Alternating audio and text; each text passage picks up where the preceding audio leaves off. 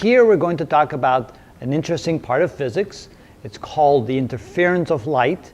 And in particular, we're going to look at the path and the phase difference of light. So when two beams of light come together, and let's say that the sources are the same type of sources, so they put out light of the exact same wavelength and exact same intensity, but if one is placed slightly different from the other, you can see that the light has to travel a different distance from the one source as compared to the other source. And in this case, you can see that the distance x2 is a little bit larger than the distance x1. So when the two waves of light come together, they will interfere with each other. Now we can either have constructive interference or we can have destructive interference. Constructive interference is obtained when the path length difference is equal to an even number of, or not even, but an integer number of wavelengths. For example, if the extra distance traveled, and I define the extra distance as being the difference between x2 and x1, so if the extra distance traveled by the second wave compared to the first wave, if the extra distance traveled is equal to 1 wavelength, or 2 wavelengths, or 3 wavelengths, or so forth, an integer number of wavelengths more than the other, then they are in phase when they arrive at the same point, and then you'll see constructive interference. But however, if the extra distance traveled is such that it's a half a wavelength or 1.5 wavelength, 2.5 wavelengths, or so forth of extra distance, so if the extra distance is equal to a half a wavelength or 3/2 of a wavelength, which is 1.5, of course, and 5/2 of a wavelength or so forth, then we have what we call destructive interference.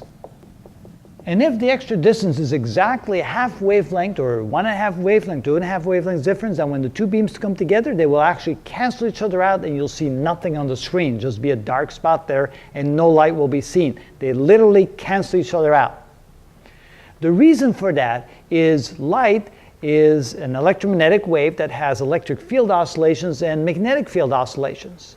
And so what happens is when two light beams come together that are coherent, that have the same wavelength, the same frequency, and have the same intensity of the sources, when they come together, we could have a situation where the electric field oscillation is in one direction and the other field oscillations in the opposite direction, such a way that they cancel each other out. So the best way to look at that is to say, if they're in phase when they arrive,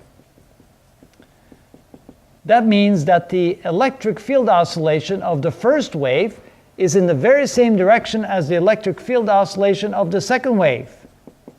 And since these are vector quantities, they must be added vectorially. You can then see that the total together is equal simply to the sum of the one plus the sum of the other. And of course, that means that the electric field oscillation for both of them together is double the oscillation for either one separately. But if they're out of phase, like a wavelength out of phase, 180 degrees out of phase, if they're out of phase, what that means is that the electric field oscillation of the first wave, E1, will be in exactly opposite direction to the electric field oscillation of the other one, E2. There's E1 and E2. So when they come together and you add them together, they exactly will cancel each other out because two vectors that are the same length but opposite in direction will simply cancel each other out. So you can see that E total, in that case, is simply equal to E1 plus E2. And of course, since E2 is in opposite direction from E1, that is therefore equal to 0.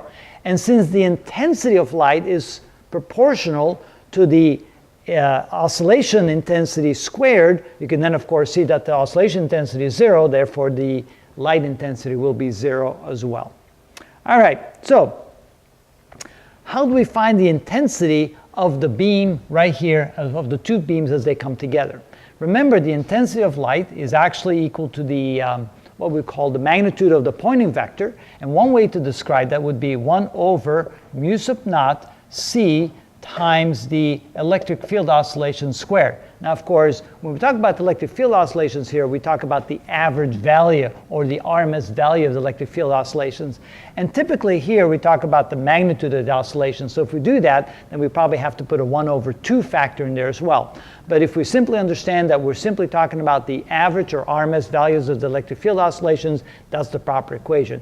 Another way to write that equation would be realizing that that c is equal to 1 over the square root of epsilon sub naught times mu sub naught, we can say that this can also be written as I is equal to, let's say, epsilon sub naught c times E squared. So either one would be the correct way of expressing the intensity of light. So if the intensity of the first beam is equal to I1 and the intensity of the second beam is equal to I2, when you put the two beams together, they're in phase, what would be the ultimate intensity? All right, if we, for example, use this as the intensity of light, we can say that I1 would then be equal to 1 over mu sub naught times c times E sub 1 squared.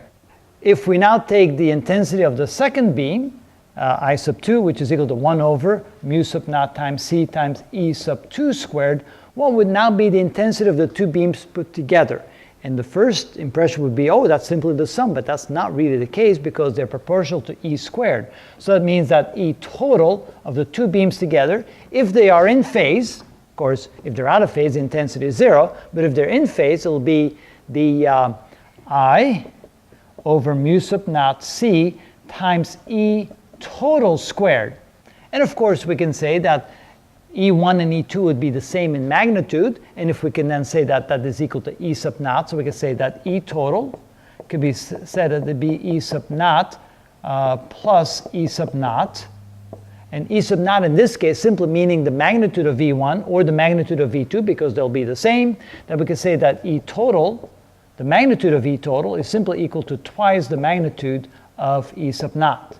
And if we then plug that in here, we can say, well, this is equal to 1 over mu sub naught times c times twice E sub naught quantity squared. Which means that this is equal to 4 times 1 over mu sub naught c times E sub naught squared.